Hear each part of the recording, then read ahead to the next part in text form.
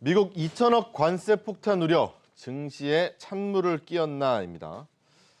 자, 2천억 이제 중국에 대한 관세가 될 것 같은데 아직은 뭐 확실하진 않습니다. 당장 하게 될지 이 유예 기간을 60일 정도 두고 나서 11월 이후로 또 결정을 하게 될지는 아직은 모르겠습니다만 요즘 외신에 보니까 뭐 트럼프가 바로 7일부터 중국을 때리기 시작할 거다라는 이야기도 있고 해서 좀 불안한 것 같은데 그러다 보니까 오늘 좀 장 막판에 매도 물량이 좀 쏟아져 나왔던 것 같아서 우리 투자자분들을 좀 불안하게 했던 것 같아요. 이에 대한 이야기를 좀 해보도록 하겠습니다.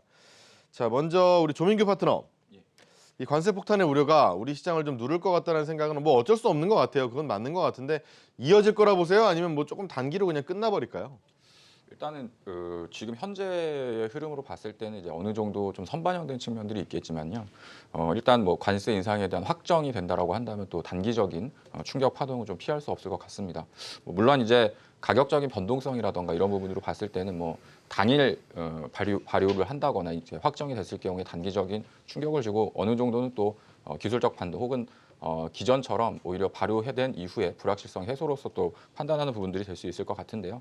일단 이제 규모적인 측면이 이제 이전과는 좀 다르기 때문에 아무래도 시장에서 이제 우려하는 부분들이 상당히 좀 크고요.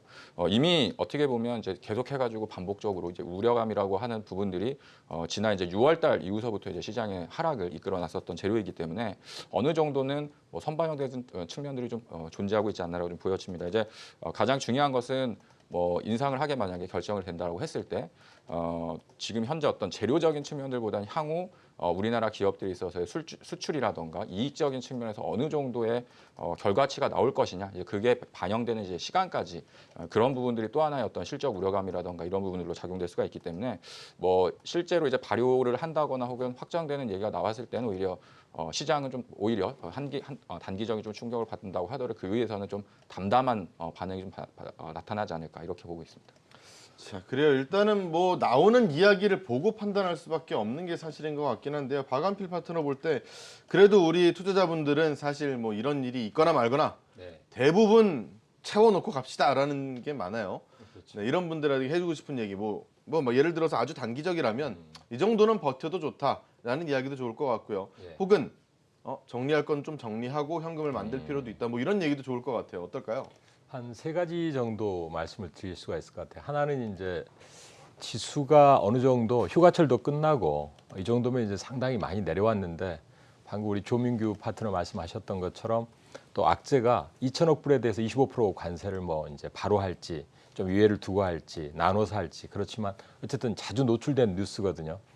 오늘 오후에 또 막판에 내일 모레 또 바로 부과할지 모른다 우려가 있었지만 우리나라 증시가 중국 증시와 얼마나 동조화 될 건가에 대한 부분은 역시 환율 부분을 봐야 될 것 같은데 최근에 그 중국과 이 우호적인 관계를 맺은 뭐 이제 중국을 비롯해서 터키, 인도, 뭐 브라질 등등 신흥국의 통화는 다 약세인데 우리나라 통화 원화는 상당히 그래도 최근에 안정세를 찾았거든요. 이제 환율의 어떤 차별화가 나타나고 있다는 점이 우리나라 증시를 일방적으로 이제 안 좋게 볼 필요는 없다고 봅니다. 환율이 올라가면 신흥국 통화의 우려 때문에 자금 이탈한다거나 충격이 더 강할 수 있는데 이 부분에서 하나 커버가 되고 있다고 보고 또 하나는 이 미국이 중국을 압박하면서 제조 2025라고 하는 이제 중국의 그 원래 장기 4차 산업 이쪽에 중심 프로젝트가 있는데 사실 뭐 수출 기업 보조금 뭐 여러 가지 형태로 해가지고 중국 정부가 이제 기업들을 돕는 차원에 돈을 막 지원을 해서 기업을 인수하거나 기술을 이제 이렇게 획득하는 데 도움을 많이 줬는데 이거를 강하게 이렇게 이제 차단하고 나오니까 보조금이 일단은 최근에 뭐 디스플레이 업종도 중국 보조금 축소, 또 배터리도 보조금 축소 내지는 조선 업종 마찬가지입니다. 그래서 제가 이제 아까 환율 말씀드렸지만 업종별로 본다 그러면은 이 보조금이 축소되는 섹터는 이제 중국에서 구조 조정이 빠르게 진행된다. 그렇지만 조선이나 디스플레이나 또 이제 이런 배터리 관련주들의 중국에서의 추격이나 압박이 약해지면서 우리나라가 오히려 본연의 기술과 또 나름대로의 그동안의 경쟁에서 좀 이제 블루오션으로서의 올라올 수 있는 부분이 있다 이렇게 봅니다. 그래서 그런 부분을 봐야 되겠고 마지막으로 지금 반도체가 현재 이제 그 이번에 2천억 불 관세 부과에 우리나라가 중국에다 그 반도체 공장을 또 갖고 있는데 그 부분이 어떻게 될 건가? 만약에 이 부분에 대해서 이제 조금은 그 시장에서 충격을 좀 준다 그러면 이번에는 이게 마지막 충격이 될지 하여튼 매수의 기회를 한번 잡아봐야 되겠는데 반도체 쪽에 하이닉스나 삼성전자를 저가 매수로 어느 정도에서 할 건가를 한번 좀 가늠해 볼 수 있는 이제 그런 측면을 봐야 될 것 같습니다. 그래요. 뭐 이번 기회를 가지고 저가 매수를 해보자라는 생각을 갖고 있는 사람들도 요즘 좀 많아지는 것 같다는 생각도 좀 드는 것 같아요. 근데 이제 바로 뚜껑을 열기 직전이다 보니까 역시나 불안감을 감출 수는 없을 것 같은데 강준혁 파트너가 볼 때는 어떻게 보세요? 일단 뚜껑 열기 전에 대부분 다 아마 생각은 하고 계실 겁니다. 이게 좀 우리나라의 경제적인 부분이라든지 하는 부분에 여파가 있을 것이다라고 하는 부분은 어떻게 보면 모두 다 아는 사실이기 때문에 오늘 선제적으로 우리 시장에서는 좀 그런 흐름이 좀 안 좋은 흐름이 먼저 좀 나타나지 않았나 이렇게 생각을 해볼 수 있을 것 같고요. 만약에 이제 이 부분이 좀 지연이 돼서 시작이 된다라고 한다면 갑자기 너무 놀랬네 이렇게 또 생각을 할 수가 있기 때문에 내일 반발을 매수는 충분히 유입이 될 수 있지 않을까 이렇게 생각이 드는데요. 예전에도 제가 언급해드렸던 부분에서 지금 시점에 중요한 부분은 환율이다 이런 말씀 많이 드렸지 않습니까? 아까 이제 우리 박완필 그 파트너께서도 이제 우리나라 원달러 환율이 다른 통화에 비해서 강세 흐름을 보였다 이런 말씀해 주셨는데 오늘 그 부분의 흐름 한번 보고 먼저 좀 말씀 좀 드리도록 하겠습니다.